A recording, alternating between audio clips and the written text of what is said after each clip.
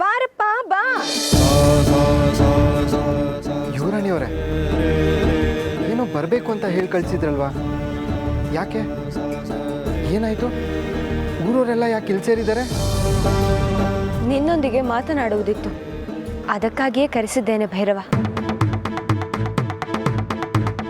ಹೌದಪ್ಪ ಹೌದು, ಬರೀ ಮಾತಲ್ಲ, ಮದುವೆ ಮಾತುಕತೆ.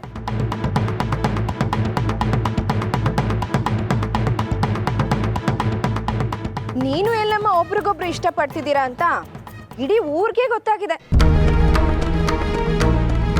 ವಿಷಯ ಗೊತ್ತಾದ್ಮೇಲೂ ಸುಮ್ಮನೆ ಇರಕ್ಕಾಗತ್ತಾ?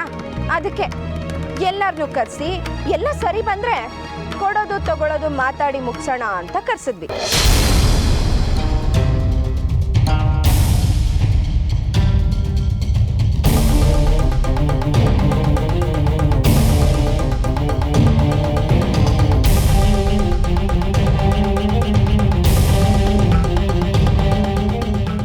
ಏನು ಮದ್ವೆನಾ?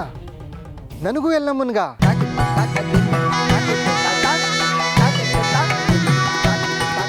ಹೌದಪ್ಪ, ನಿಮ್ಮ ಪ್ರೀತಿ ವಿಚಾರ ಗೊತ್ತಿಲ್ಲದೆ ನಾವು ತಪ್ಪು ನಿರ್ಧಾರ ಮಾಡಿದ್ವಿ.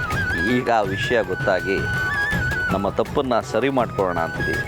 ಅದಕ್ಕೆ ನಿನ್ನನ್ನು ಕರೆಸಿರೋದು.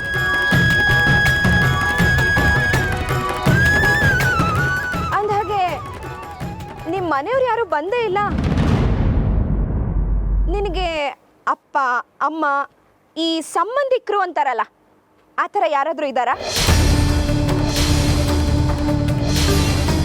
ಈ ಆಸ್ತಿ ಅಂತಸ್ತು ಅಂತ ಏನಾದರೂ ಇದೆಯಾ? ಇದ್ರೂ ಎಷ್ಟಿದೆ?